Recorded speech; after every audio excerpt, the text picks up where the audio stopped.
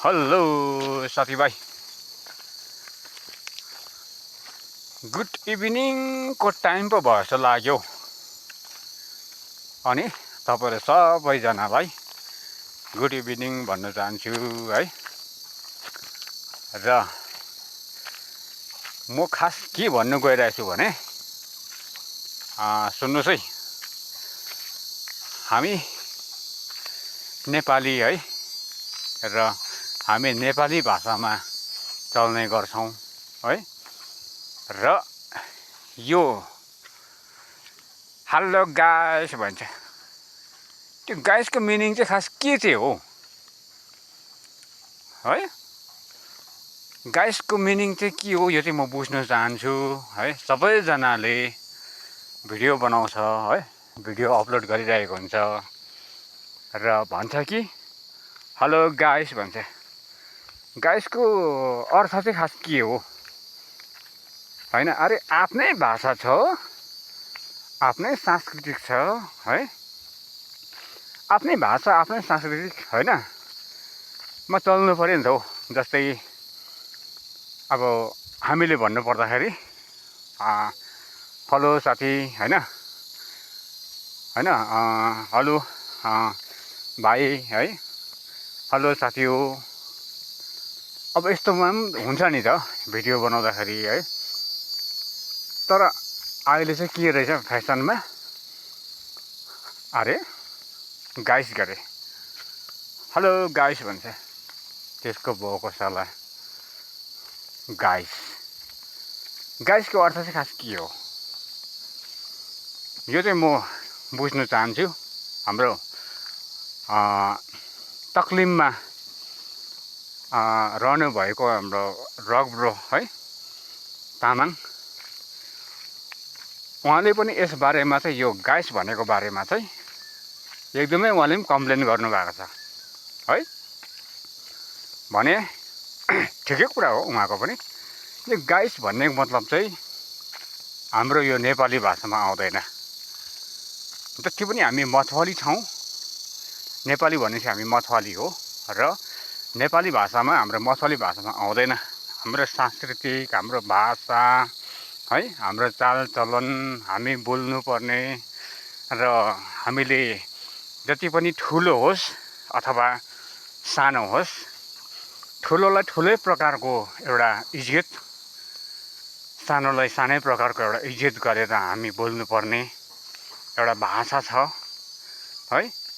भने चाहिँ yo guys भन्नुको मतलबले चाहिँ के हुन्छ भने, हो गाइस त भन्यो होइन, गाइस भन्दैछ, तर ठुलोलाई भन्यो कि सानोलाई भन्यो, न आफ्नो दामनलाई भन्यो कि होइन, न आउने भावी सन्तानलाई भन्यो, यो कुरो पनि हुन्छ यो गाइसको मतलबमा। तर गाइस चाहिँ म चाहिँ भन्न चाहन्छु सबैजनाले गाइस नभनिदिनु। भिडियो बनाउनुहोस् तपाईँहरूले होइन, भिडियो बनाउनुहोस्, अपलोड गर्नुहोस्, युट्युबमा हाल्नुहोस् होइन, फेसबुकतिर हाल्नुहोस्, इन्स्टाग्राममा हाल्नुहोस्, हरेक प्रकारमा हाल्नुहोस् तपाईँहरूले। तर म के भन्न चाहन्छु भने मेरोबाट चाहिँ बिन्ती छ, गाइस नभनिदिनु होइन। छ नि हौ हाम्रो भाषा अरे हेलो साथी, साथीहरू है, हेलो मित्रहरू, हेलो दिदी बहिनी, हेलो दाजुभाइ होइन, हेलो साथीहरू, यस्तो छ नि। भने चाहिँ हाम्रो त्यो शब्दले चाहिँ के बुझिन्छ भने हामीले आफूभन्दा ठुलोलाई एउटा इज्जत दिएको है, एउटा मान गरेको भनेर हामी बुझ्छौँ भने त्यो मेरोबाट पनि। र अहिलेको फेसन के छ भने एकैचोटि हेलो गाइस हाल्यो, हेलो गाइस। अरे उहाँहरूले हेलो गाइस भन्छ भने म हेलो गौरुस भन्छु, हेलो गौरुस भनेर भन्छु म होइन। अन्त गौरुस भन्दा र गाइस भन्दा चाहिँ कुन चाहिँ कुरोमा चाहिँ अन्तर छ त? उनीहरूले गाइस भन्छ भने हामी गौरुस भन्छ, गाई गोरु। अब सर्टकटमा बुझ्नु पर्दाखेरि चाहिँ गाई गोरु, उनीहरूले अब गाई भन्दैछ भने हामीले गोरु भन्नु पर्यो। त्यही भनेर म भन्न चाहन्छु सबै साथीभाइहरूलाई है, तपाईँहरू भिडियो बनाउनुहोस्, लगाउनुहोस्, हामी पनि हेर्छौँ है। अब त्यसै कारणले हामीले यो अरे महिनै पछि 350 रुपियाँ पैसा फोनमा हालेर है अब चलाएको होइन नि त हौ। एउटा हामीले पनि त्यो भिडियो मतलब त्यो कुरोको चाहिँ त्यो भिडियोको चाहिँ एउटा हामीले पनि एउटा कस्तो भने हामीले मनमा हामीले पनि त अब है मजा आउनु पऱ्यो नि त।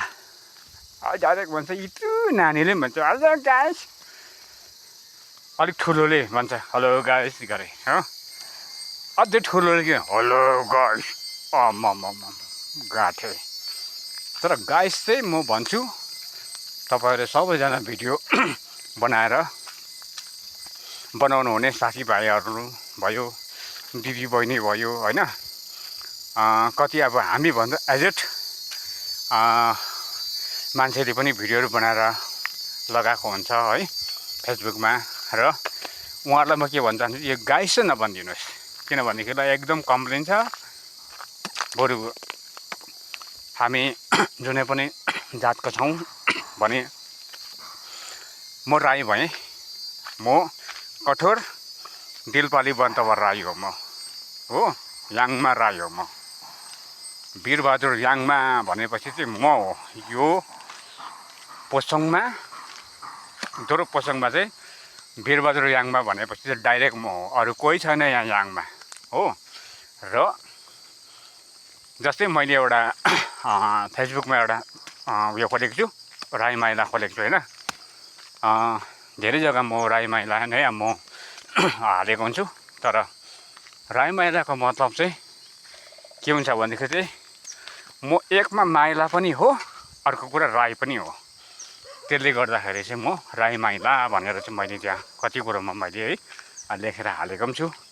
तपाईँले हेर्नु भएको छ है, म चाहिँ राई माइला हो। म अब जेठो कलम भयो जेठा, म माइलो कलम म माइला, र अर्को कुरा म राई हो। त्यसले गर्दा राई माइला भएको छु है। र साथीभाइ त्यसै हो कुरा। र गाइस चाहिँ तपाईँहरूले नभनिदिनु होला। गाइस भन्नुले चाहिँ के हुन्छ भने अलिकति हाम्रो सांस्कृतिक, हाम्रो भाषा, हाम्रो नेपालीको जुन पहिला हाम्रो बाजे पुर्खादेखि आएको रीति है थितिहरूलाई भुल्दै जाने एउटा यो भाषा हो। यो गाइस नभनिदिनु भनेर म भन्न चाहन्छु। तपाईँहरूलाई अब राम्रो लागे नलागे पनि है अलिकति लाइक दिनु यो भिडियोलाई है। मेरोमा त सिधै कुरो अब तपाईँहरूले गरेको मेसेज त मेरोमा आउँदैन। पहिला मैले खोल्दै नै यो फेसबुक खोल्दै नै अलिकति डिफेक्ट भएछ है। त्यो भएर चाहिँ तपाईँले गरेको कमेन्टहरू चाहिँ मेरोमा आउँदैन।